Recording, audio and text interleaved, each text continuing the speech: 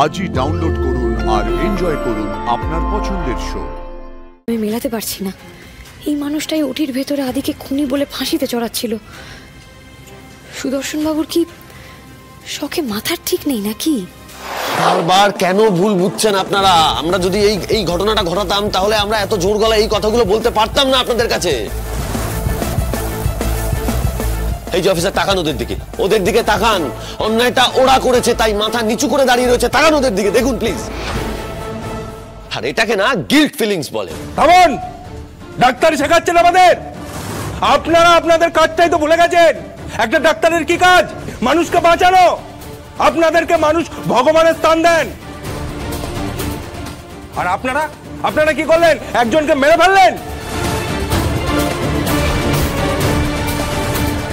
না না না, আমরা মারিনি। এইবার সবাইকে অ্যারেস্ট করবো, লকআপে ঢোকাবো, তারপরে বুঝবেন না কি হ্যাঁ।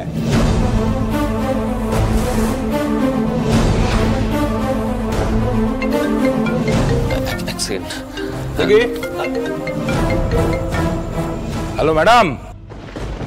কে বলছেন? আমি অফিসার বলছি। আপনার জন্য একটা সাজেশন ছিল। আপনি আপনার বরকে আর এদেরকে একটু বোঝান যাতে সত্যি কথাটা বলে দেয়, নইলে কিন্তু সবাইকে আমি লকআপে ঢোকাবো।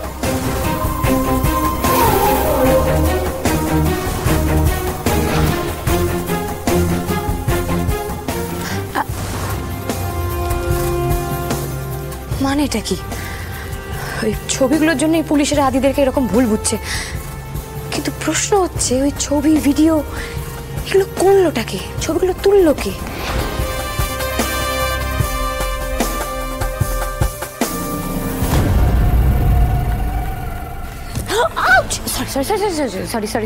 সরি, আপনি ম্যাডাম পেরার কেবিনটা কোনটা?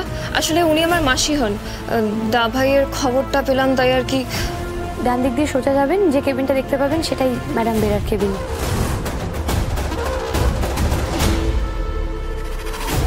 ভরো ভরো, সব কটা গেল কবে ভরো, সবাই arrested.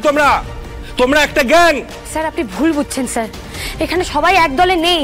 Doctor Adidev Lahiri, doctor Bikram, doctor Drona, doctor Apurba আর আমাদের দুজন ইন্টার্ন, এরা কিছু করেনি, এরা নির্দোষ। আপনি দয়া করে এদেরকে ছেড়ে দিন। এবার যা বোঝার কোর্টে বুঝে নেবেন। আমাদের ইনভেস্টিগেশন আমরা যা করব সেটাকে কোর্টে জমা দেব। স্যার আমরা কিছুই করিনি স্যার, এটা পুরোটাই একটা অ্যাক্সিডেন্ট। স্যার আপনি এসে গেছেন। স্যার সব কটাকে অ্যারেস্ট করেছি, এদের নামে ওয়ারেন্ট বেরিয়েছে। কালকের ইন্টারোগেশনের পরে আমি আর কোনো রিস্ক নিইনি। ছেড়ে দিন।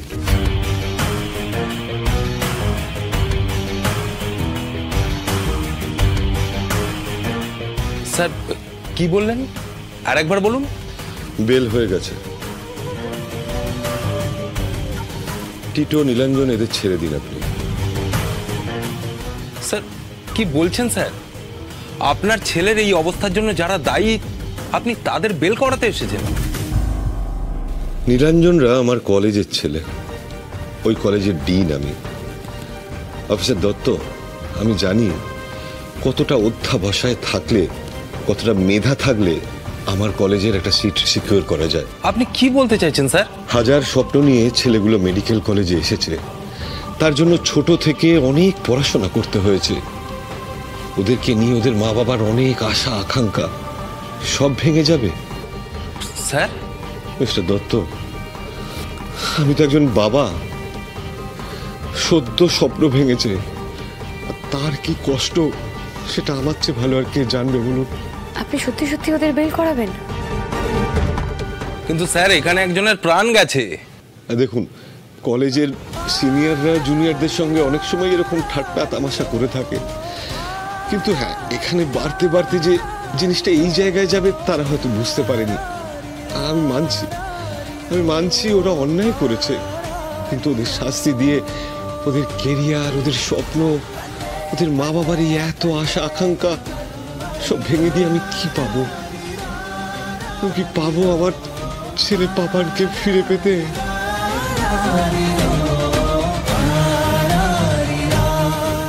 এত বছরের কেরিয়ারে এই প্রথম কাউকে এভাবে কথা বলতে শুনলাম স্যার। আজ মানছি সত্যি শিক্ষা মানুষকে অনেক বড় করে। দেখুন, আমি তো একজন শিক্ষক, ওদেরকে সঠিক পথে চালনা করাটাই আমার কাজ। আমি মেলাতে পারছি না, এই মানুষটাই ওটির ভেতরে আদিকে খুনি বলে ফাঁসিতে চড়াচ্ছিল। সুদর্শন বাবুর কি শখে মাথার ঠিক নেই নাকি? স্যার আপনি ঠিকই বলছেন স্যার, কিন্তু নীলাঞ্জনরা অন্যায় করেছে স্যার। এখানে ডক্টর আদিদেব লাহিড়ী, বিক্রম, দ্রোণ, ডক্টর অপূর্ব আর আমাদের দুজন ইন্টার্ন, তারা কিছু করেনি। জানি না নন্দী, আমি জানি না। এখন দোষী খুঁজতে ঠক বাঁচতে গা উজাড় হয়ে যাবে কিনা আমি সত্যিই জানি না। অফিসার দত্ত, আমি রিকোয়েস্ট করছি, আপনি এদের সবাইকে ছেড়ে দিন, এদের বেলের ব্যবস্থা করুন। আপনি ডিসাইড করেই ফেলেছেন যে আপনি এটা করবেনই? হ্যাঁ করেছি, আমি ডিসাইড করেছি। তবে আমি হয়তো এতটা উদার হতে পারতাম না যদি না আমার স্ত্রী মানে নৈরিতা আমাকে বোঝাতো। আমাদের কোল খালি হয়েছে বলে আর মা বাবাদের কোল খালি করে কি লাভ বলুন? ছেড়ে দিন, ওদের ছেড়ে দিন সবাইকে। বেশ, আপনি হয়তো আবেগের জায়গা থেকে এই সিদ্ধান্তটা নিয়েছেন, ঠিক আছে, আমি বেল দিয়ে দিচ্ছি। কিন্তু এই কেসটা চলবে স্যার, রাদার স্টেট কেসটাকে চালাবে। হ্যাঁ, সে ব্যাপারে আমার কিছু করার নেই, কারণ নিয়ম তো নিয়মের মতোই চলবে। তবে নীলাঞ্জন, টিটো, তোমাদের বলছি, তোমাদের কিন্তু আমি রাস্ট্রিকেট করব না। তোমরা যেমন রেগুলার স্টুডেন্ট ছিলে তেমনই থাকবে।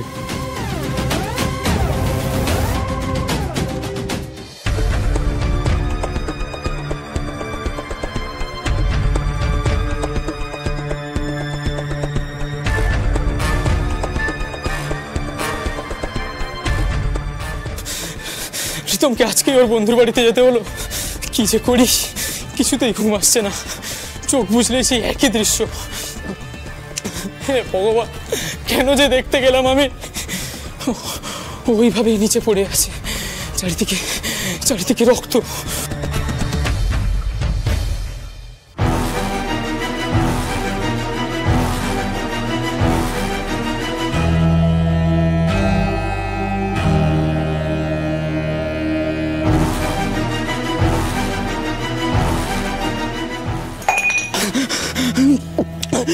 ভাববো না, ভাববো না, এসব ভাববো না, আমি ভাববো না। রিতম, রিতম, রিতম এসেছে, রিতম। না না, রিতম, রিতমের তো এখন আসার কথা নয়। তাহলে কে কে এসেছে? কে কে? কেউ কেউ কেউ বাইরে দাঁড়িয়ে আছে। নিশ্চয় নিশ্চয় আমাকে ভয় দেখানোর জন্য এরকম করছে। না, আমার ভয় পেলে হবে না। খুল খুল খুল খুল। কে কে?